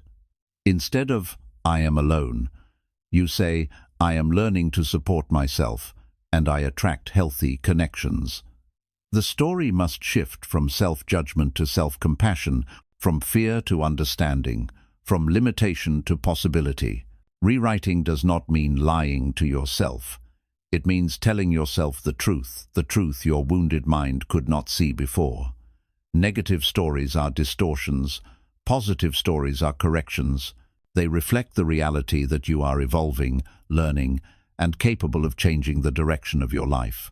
Another essential part of cleansing the mind is emotional release. Negative stories stay alive because they are fueled by suppressed emotion, anger, fear, sadness, guilt, shame, or disappointment. When you allow yourself to feel these emotions instead of avoiding them, the story loses its emotional energy. You might cry, journal, meditate, or simply sit with your feelings. This emotional release does not make you weak, it makes you free. The pain you avoid becomes the prison. The pain you face becomes the door out. The fifth step is compassion. You must speak to yourself with the softness you never received. Your mind has repeated negative stories for years, maybe decades. It will not change overnight. You must be gentle with yourself. You must treat yourself as someone healing, not someone failing. Each time an old story appears, you meet it with compassion, not self-criticism. Compassion rewires the brain. It teaches your mind that it no longer needs to attack itself. It allows your inner world to soften. Another powerful practice is mindfulness. When you are mindful, you become aware of the story the moment it appears. You catch the narrative before it takes control. You stop reacting automatically. You respond with awareness. You break the cycle in real time. Mindfulness transforms unconscious patterns into conscious choices. This is how you reclaim your power from the story. Presence also plays a major role. Negative stories exist either in the past or the imagined future. They do not exist in the present moment. When you return to the now, your breath, your sensations, the world around you, the story loses its grip. The present moment becomes your anchor, your refuge, your truth. Healing your self-story also changes your relationships.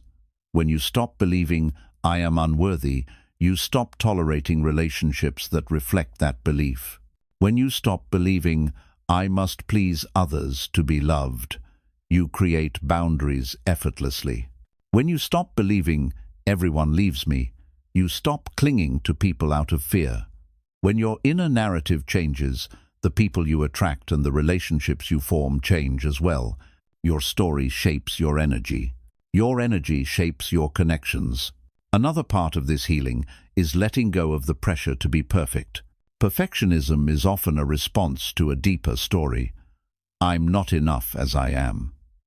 But when you accept that you are allowed to make mistakes, allowed to rest, allowed to be human, allowed to grow slowly, you create space within yourself. That space is where peace begins. That space is where healing happens. To cleanse your mind from negative narratives, you must also practice detachment from the opinions of others. Many of your self-stories were formed by external voices, parents, teachers, peers, society, culture, or painful experiences with people who projected their insecurities onto you. Their opinions are not your truth. Their judgment is not your identity. Their expectations are not your responsibility. Once you detach from external voices, your internal voice becomes clearer. You begin to hear your authentic self. The final step is living according to your new story. This requires consistency, courage, and conscious choice. You must act in alignment with the narrative you want to embody. If your new story is, I am worthy, you must make choices that reflect worthiness. If your new story is, I am strong, you must face challenges with resilience. If your new story is, I am capable, you must take steps toward your goals. If your new story is, I am enough, you must stop chasing validation. Your actions reinforce your identity. Your identity reinforces your story. And your story reinforces your reality. When you cleanse your mind from old narratives, your life begins to feel lighter. Your reactions become calmer. Your fears become softer. Your confidence grows naturally.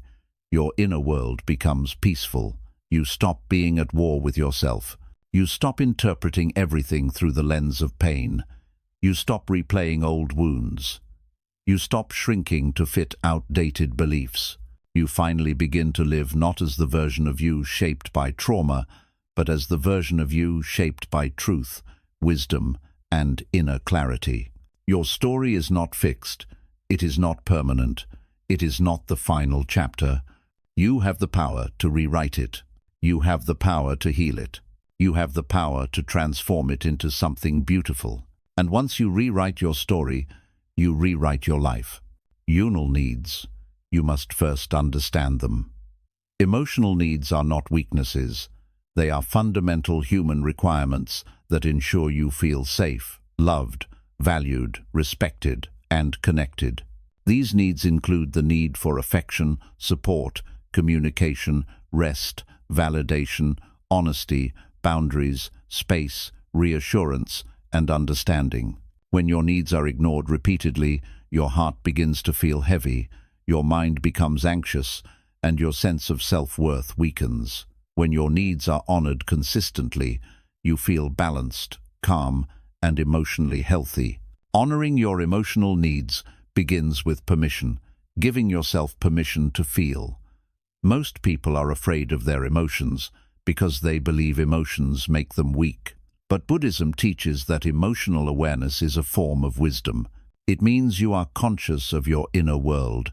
It means you are connected to yourself. It means you are alive. Your emotions are not enemies, they are messengers. Sadness tells you that something meaningful needs attention. Anger tells you a boundary was crossed. Fear tells you that you need reassurance or preparation. Loneliness tells you that you crave connection. Exhaustion tells you that you need rest. Emotions become harmful only when you suppress them. When you honor them, they guide you toward healing. The second step in honoring your emotional needs is learning to identify them without judgment. Sit with yourself and ask, what am I truly feeling? What do I need right now? What am I afraid to admit? Am I tired? Am I overwhelmed? Am I hurting? Am I craving affection? Am I craving space? Am I craving support? Am I craving peace? What emotion am I avoiding? Why am I avoiding it? These questions open the doorway to self-understanding. They help you reconnect with the parts of yourself you have ignored for too long. The third step is expressing your needs honestly, not through anger, not through silence, but through clarity. Many relationships suffer not because people don't care, but because people don't communicate. You cannot expect others to meet needs you refuse to express. If you need respect, say it. If you need understanding, explain it. If you need reassurance, ask for it. If you need space, communicate it. If you need honesty, request it. Your needs are not too much. Your silence is what damages you. Buddhism teaches that communication done gently, truthfully, and mindfully leads to harmony. But many people fear expressing their needs because they are afraid of how others will react. They fear being called needy, too emotional, or difficult. They fear losing relationships. They fear disappointing others. But abandoning yourself is worse than losing anyone. No relationship is healthy if it requires you to betray your emotional truth. When you suppress your needs to keep someone, you lose yourself in the process. When you honor your needs, you attract people who respect them. Another crucial part of honoring your emotional needs is learning to set boundaries. Boundaries are not walls, they are spiritual protection. They define what is acceptable and what is not. They define how you want to be treated. They define what energy you allow into your life. Without boundaries, your emotions become overwhelmed, your energy becomes drained, and your inner peace becomes fragile. Setting boundaries is not selfish, it is survival. It is self-respect. It is emotional maturity. It is love directed inward. Honoring your emotional needs also requires learning to walk away. Sometimes the most loving thing you can do for yourself is to leave situations that repeatedly hurt your peace. Not every relationship is meant to stay. Not every environment is meant to hold you. Not every person is capable of meeting your emotional needs. Staying in places that constantly harm you is not loyalty. It is self-abandonment. Walking away is not weakness. It is self-honoring. It is choosing inner harmony over external attachment. Another essential part of honoring your emotional needs is rest. Modern society glorifies burnout. People wear exhaustion like a badge of honor. They call it working hard or being productive. But a tired mind cannot think clearly, a tired heart cannot love deeply, and a tired soul cannot grow. Rest is not laziness, it is nourishment.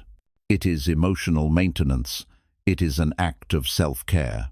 Your nervous system requires rest. Your mind requires silence. Your emotions require space. Your heart requires softness. When you rest, you are not stopping, you are strengthening. You must also learn to forgive yourself for having emotions. Forgive yourself for crying. Forgive yourself for being sensitive. Forgive yourself for needing connection. Forgive yourself for needing reassurance. Forgive yourself for feeling overwhelmed. Forgive yourself for not being strong all the time. Forgive yourself for being human. Self-forgiveness is one of the purest forms of emotional healing. It teaches your heart that it is safe to feel. Another powerful practice is emotional reparenting. Many emotional needs were not met in childhood, not because your caregivers were bad people, but because they lacked emotional tools themselves. Emotional reparenting means becoming the adult you needed when you were young. It means comforting yourself when you feel scared. It means encouraging yourself when you feel doubt. It means validating your feelings instead of dismissing them. It means creating emotional safety for yourself instead of waiting for others to provide it. You learn to care for yourself with gentleness rather than criticism. Another essential aspect of honoring your emotional needs is reducing exposure to emotional noise. Many people stay emotionally overwhelmed because they stay connected to negativity, gossip, arguments, unhealthy friendships, draining environments, or constant stimulation from social media. These things overload your nervous system. They weaken your emotional resilience. They make your inner world chaotic. Protecting your emotional space is a form of self-care. You have the right to choose what enters your mind and heart. You must also learn to sit with your emotions instead of running from them. When you avoid emotions, they grow stronger. When you face them, they soften. Sit with your sadness without judging it. Sit with your fear without shaming it. Sit with your anger without rejecting it. Sit with your confusion without panicking. Emotions are waves. They rise, peak, and fall. When you honor them, they pass naturally. When you fight them, they intensify. Emotional strength is not the absence of emotion, it is the ability to hold emotion without losing yourself. Honoring your emotional needs will change your relationships. You will begin to choose people who respect your boundaries, listen to your feelings, communicate with care, and value your peace. You will stop attracting people who use your kindness, manipulate your softness, or take advantage of your silence. You will stop accepting relationships that drain you. You will stop pleasing people who never reciprocate. You will stop giving energy to those who do not value it. Your emotional needs become your compass, guiding you toward healthier connections. Most importantly, honoring your emotional needs reconnects you with yourself. Many people feel disconnected from their own heart because they have spent years ignoring their inner world. When you begin listening to yourself again, something beautiful happens. Your intuition becomes stronger. Your decisions become clearer. Your confidence increases. Your self-respect grows. You begin to trust your inner voice. You begin to value your emotional well-being. You begin to feel whole. And here is the deepest truth. No one can honor your emotional needs if you do not honor them first. You teach people how to treat you by how you treat yourself. You set the standard for how others enter your life. When you honor your needs, you no longer tolerate disrespect. You no longer settle for crumbs. You no longer remain silent in the face of harm. You no longer betray yourself for love. You begin living with emotional integrity, with a heart that is aligned, protected, and respected.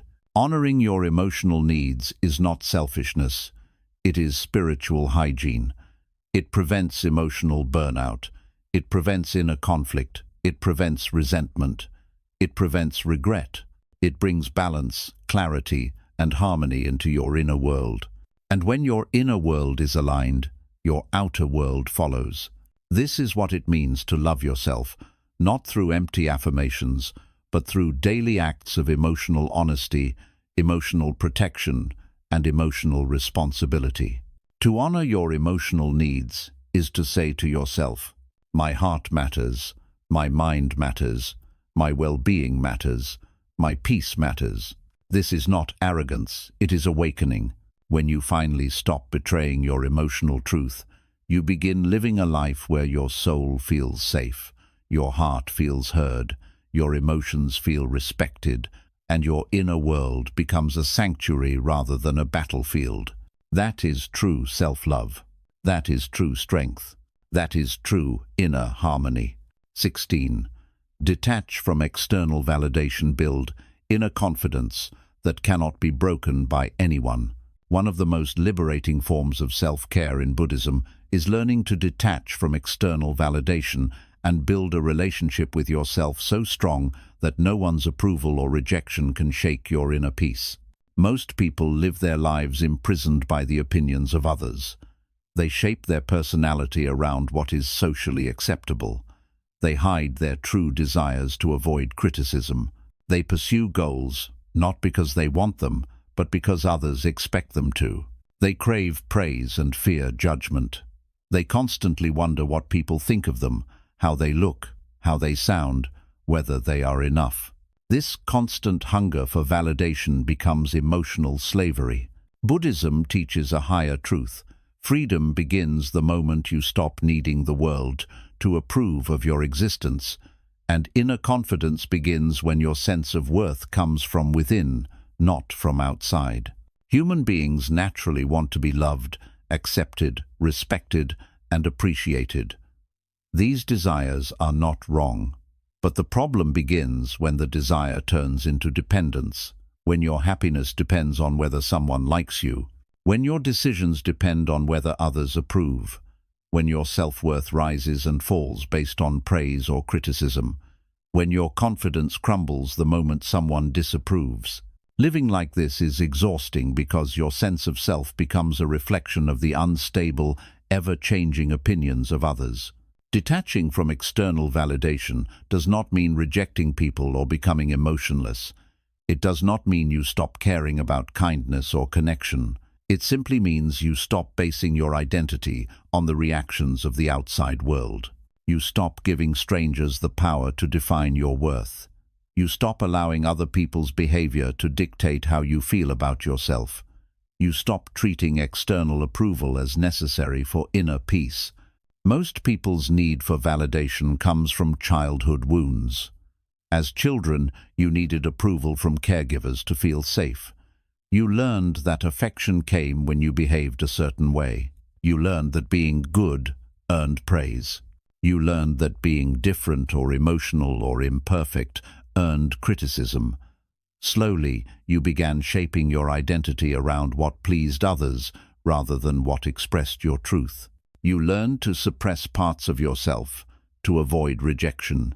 This conditioning followed you into adulthood, where you continued searching for the same emotional safety in the form of validation, admiration, and acceptance.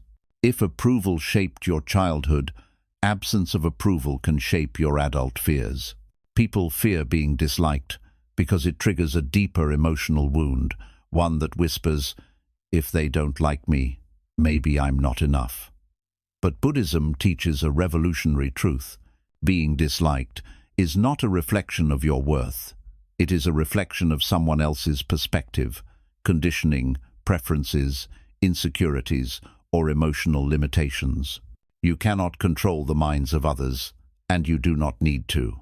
To detach from external validation, the first step is recognizing when your decisions are driven by fear of judgment rather than your authentic self. Ask yourself, am I doing this because it feels true to me or because I want approval? Am I saying yes because I care or because I fear disappointing someone? Am I holding back my feelings because I am afraid of being misunderstood? Am I staying quiet to keep the peace while betraying my own peace? Am I choosing a life path because it inspires me or because it impresses others? These questions reveal where you are living as a performer instead of a true self. The second step is practicing emotional independence. Emotional independence does not mean you become cold or detached. It means you stop relying on outside praise to feel confident. It means you appreciate validation when it comes, but you don't crumble when it doesn't. It means your mood does not depend on whether someone compliments you or criticizes you. It means your self-worth stays stable even when the world is unstable. Emotional independence is not rejecting love. It is not depending on it to survive. The third step is understanding the nature of opinions. People do not see you as you are, they see you as they are. Their judgments come from their upbringing, insecurities, fears, projections, morals, preferences, biases, trauma, and worldview. This means that no matter what you do, someone will misunderstand you. Someone will dislike you. Someone will misjudge you. Someone will criticize you unfairly. You cannot live peacefully if you are trying to control something that cannot be controlled. Buddhism teaches that opinions are like passing clouds.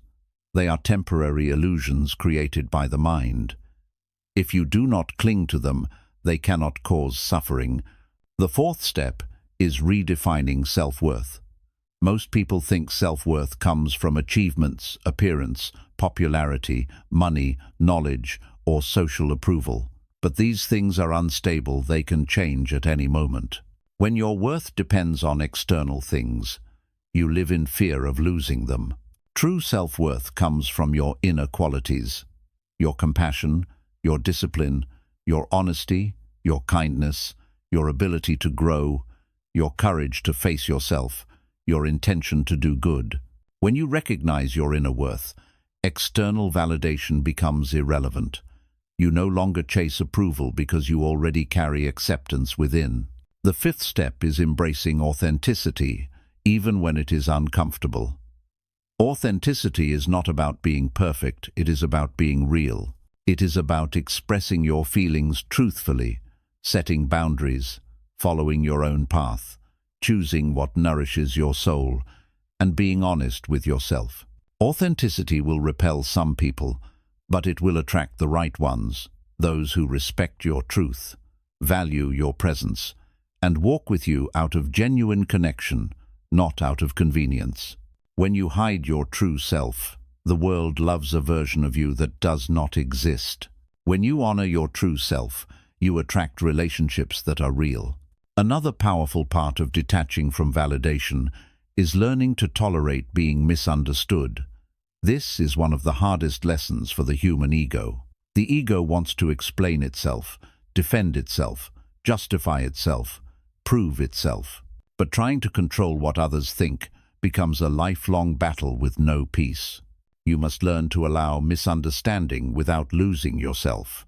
You must learn to allow disapproval without feeling inferior. You must learn to allow judgment without believing it. You must learn to stand firm in your truth even when others do not understand it.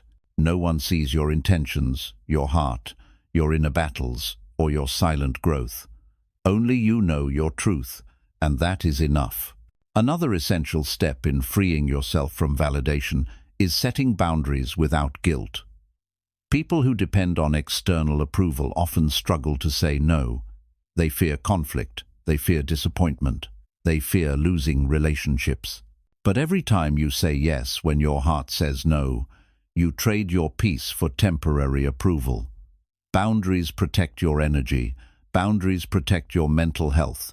Boundaries protect your emotional world. When you set boundaries, you stop living reactively and start living intentionally. You stop being controlled by others and begin guiding your own life. Another part of detaching from validation is embracing solitude. Many people cling to validation because they fear being alone. They fear being left with their own thoughts. They fear facing their inner emptiness. But solitude is not emptiness, it is space. Space for self-discovery, space for clarity, space for healing, space for reconnecting with your true self. When you learn to enjoy your own company, external approval loses its power over you. When you accept yourself, you no longer chase those who don't. When you become whole alone, you stop begging for pieces of love from others. A major part of this journey is healing the wounded inner child, the part of you that still seeks praise because it never received unconditional acceptance. That child inside you still wants to hear, "You're enough. I'm proud of you. I see you. I care about you." But you must give that validation to yourself. Your adult self must become the source of love that was missing. Your adult self must become the voice that says, "You matter. You are worthy. You do not need to earn love. You do not need to prove your value." This internal shift breaks the dependence on external validation. Another deep practice is replacing self-criticism with self-compassion. People who rely on validation often have a harsh inner voice. They criticize themselves before others can criticize them. They judge themselves relentlessly. They pressure themselves to be perfect. But self-compassion teaches you to speak to yourself with kindness instead of hostility. It teaches you to comfort yourself instead of attacking yourself. It teaches you to forgive yourself instead of punishing yourself. When you become your own safe space, you stop seeking safety in others. Ultimately, detaching from validation allows you to live a life that is aligned with your truth rather than influenced by your fears. You begin making decisions based on what feels right, not what looks right. You begin choosing relationships based on emotional nourishment, not approval. You begin pursuing goals based on purpose, not external applause. You begin speaking from honesty, not insecurity. You begin acting from freedom, not fear. And here is the most profound truth. Once you stop needing validation, you become magnetic. People respect those who are rooted in themselves. People admire those who are authentic. People are drawn to those who are emotionally independent. People trust those who are not desperate for acceptance. The less you need validation, the more powerful your energy becomes. The less you seek approval, the more aligned your life becomes. The less you chase acceptance, the more naturally it comes. Detaching from external validation is not a single act, it is a lifelong practice. Some days you will feel confident. Some days you will feel insecure. Some days you will care about opinions. Some days you won't. This is normal. The goal is not perfection. The goal is awareness. The goal is progress. The goal is inner stability. The goal is to choose yourself again and again, even when it feels difficult. When you finally stop needing the world to validate you, something incredible happens. You return home to yourself. You rediscover your own voice. You reclaim your own power. You rebuild your self-worth. You feel peace not because the world loves you, but because you love yourself. That is true confidence. That is true inner strength.